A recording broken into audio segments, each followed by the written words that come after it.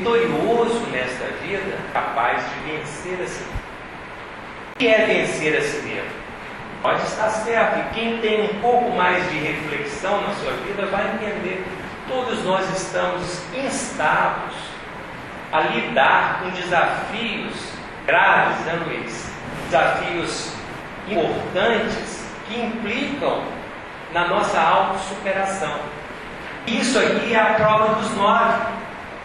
Quanto que se amplia no processo de autoconhecimento a revelação dos nossos sonhos. Mas nós precisamos, se o carteiro da noite oferece em cada manhã para nós, temos esta intenção de cultivar a vida onírica, um sonho, se nós não ligamos para ele, é como se nós jogássemos uma carta fora sem abrir para ler.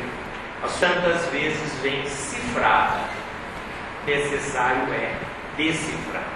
Então nós temos o exercício de autoterapia. A autoterapia da retrospectiva do dia está ali. Santo Agostinho dá boas orientações. Há mais o que fazer dentro dessa proposta, como também dos sonhos. Então veja só, a mudança de consciência, tanto para nascer um novo dia, como para morrer, é feita um cultivo da vida mental para buscar o estado de consciência mais elevado nessa transição, nessa passagem. E isto é todo um trabalho de autoconhecimento. Bem, quando nós queremos, então, e vou colocar aqui como ego, eu também poderia dizer isso aqui como alma, como personalidade, entendendo que a alma é o espírito encarnado e, como tal, nós desenvolvemos ao longo dessa existência uma personalidade. E ao se conhecer, o autoconhecimento precisa decifrar essa personalidade, conhecer as suas limitações, os seus potenciais, os seus problemas.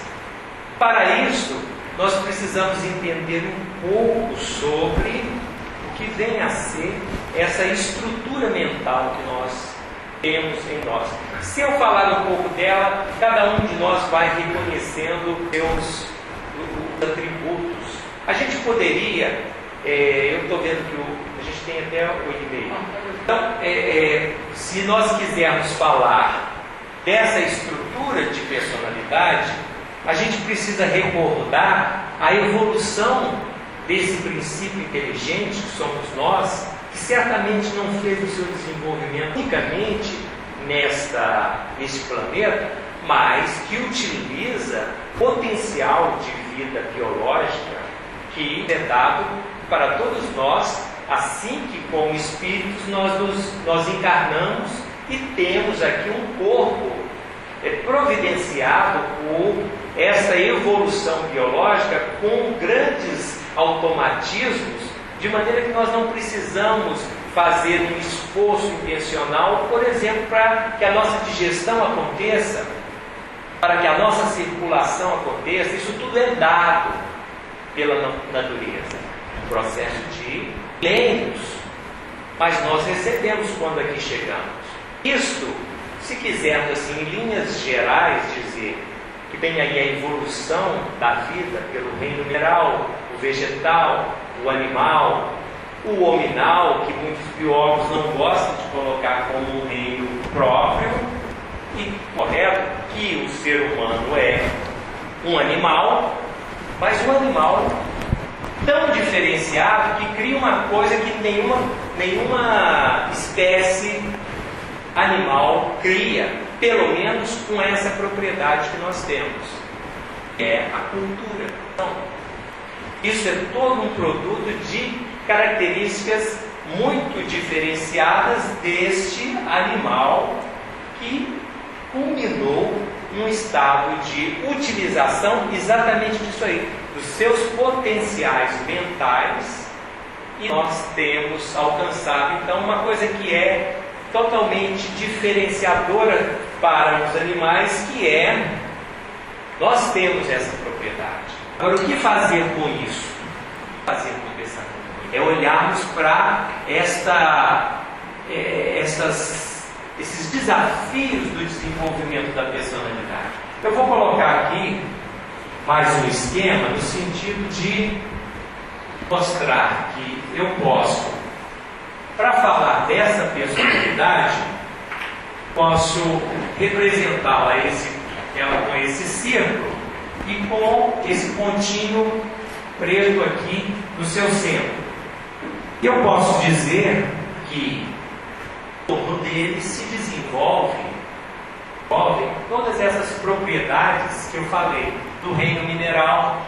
Temos aí a estrutura, temos a vibração da matéria, o reino vegetal que traz toda a potencialidade da vitalidade, o reino animal que traz aí a propriedade do instinto, para que nós cheguemos à condição humana e possamos utilizar a riqueza da nossa vida mental dispostas nessas estruturas inferiores, do corpo, da matéria, do princípio vital, dos instintos. Temos o refino da vida mental. É desse que nós queremos falar. Então, eu posso dizer aqui, a vida que evoluiu, mineral, vegetal, animal, ela está potencializada aqui. Eu vou apagar para ficar apenas com esse círculo maior que representa a personalidade humana, e vou dizer que eu posso dividi-la assim.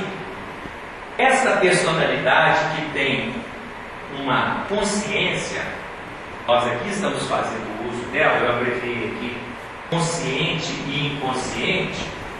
Nós temos aqui toda uma série de estruturas que vêm da nossa formação familiar, que é onde se desenvolve a nossa personalidade, que vem da mãe e do pai. Mas eu não me refiro apenas à mãe e o pai como figuras parentais que nós tivemos. Eu me refiro até mesmo à nossa condição arquetípica de trazer em nós os elementos femininos da receptividade e os elementos masculinos da atividade. Isto dando a nossa condição de filho, que surge no seio dessa família, a nossa consciência, onde a nossa personalidade pode ser compreendida. O que eu quero dizer é que ela tem raízes profundas no nosso inconsciente. Seja o inconsciente pessoal dessa vida, seja o inconsciente kármico das nossas múltiplas existências, a alma traz em si. Isso aqui funciona dessa forma, assim, ó. Quando nós estamos com foco na nossa atenção e na nossa consciência, e nós queremos nos concentrar aqui, tantas vezes o que acontece? Flui daqui elementos que não estão sob o nosso controle. Então, é provável que nós aqui, cada um de vocês, tenha tido esse tipo de experiência. Se não agora, em outro momento em que quiser ficar concentrado em um objeto, mas visitado de maneira assim forte de conteúdos inconscientes, entram na nossa consciência e aí provoca o quê? Aquilo que é muito conhecido de todos nós, que é o devaneio. De repente nós somos tomados por um devaneio. Mas vocês já se questionaram alguma vez qual é a importância do devaneio para a nossa vida psíquica? Parece que é uma coisa boba, né, que está ali acontecer de maneira que a gente não conhece o porquê e que tem o seu valor. Mas devo dizer que o devaneio tem uma importância fundamental para a nossa vida psíquica. E o que eu quero dizer com isso é que tem motivações inconscientes jorrando para a nossa consciência, oferecendo ali historietas que se a gente tivesse um pouco mais de atenção para elas, talvez a gente pudéssemos descobrir elementos de nós mesmos presentes ali, nós estranharíamos da mesma forma como nós estranhamos certos sonhos, e principalmente se não somos muito afeitos a esse tipo de abordagem sobre o que é que aquilo representa no nosso momento, porque tem certos sonhos que são muito excêntricos, muito assustadores, os pesadelos, por exemplo, mas quero dizer é que isto aqui é a vida mental da nossa personalidade, inconsciente e consciente. E o que é esse pontinho preto? Então, esse pontinho preto pode acontecer ele crescer, ele se expandir de forma que o que era mínimo avança e o mínimo passa a ser essa pequena calota aqui, representando a nossa personalidade. E isso aqui é a experiência de Deus.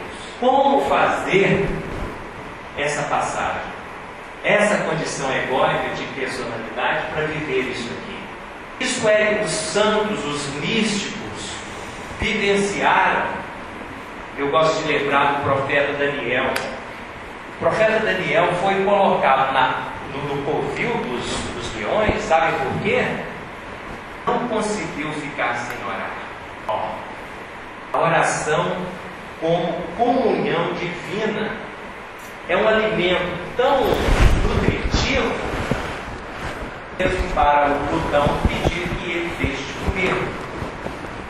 Mas se nós queremos cultivar a nossa vida espiritual, nós precisamos atentar para isso. O que nós estamos querendo dizer é que para fazer esta expansão do eu crístico em nós, a gente precisa cuidar da nossa condição de personalidade, porque aí estão os obstáculos. Lembremos a exortação do Cristo: vigiar e orar. Não é orar e vigiar, vigiar e orar.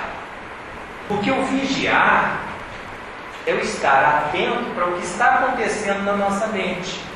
Olha que frase magnífica de Emmanuel, no próprio texto do Mariano. Ele cita lá a página de Emmanuel que está no Caminho, Verdade e Vida, que se chama Na Meditação. Está aqui essa frase de lá: busca-te, basta que fales, para que tua fala do Cristo teste nos agora. Coisa mais difícil, mas não é calar a palavra, que essa é só fechar a boca, mas calar a mente. Porque quando nós, por exemplo, vamos fazer um exercício desse, como nós fizemos, o que vai falar em nós? É o ego, é a personalidade, com as suas demandas, com as suas tendências, com as suas pendências, vai estar ali, né, emergindo em cada ato de consciência as questões que estão por resolver, porque as questões que estão para resolver geralmente ficam debaixo do tapete. Quando nós vamos parar para meditar, a dificuldade é esta, que começa a emergir o caldeirão borbulhante, e aí é difícil manter, fazer lentamente a entrega. E isso então é todo um propósito, passarmos a conhecer as nossas ações, as nossas reações, as nossas atitudes, nossos comportamentos, nossos atos.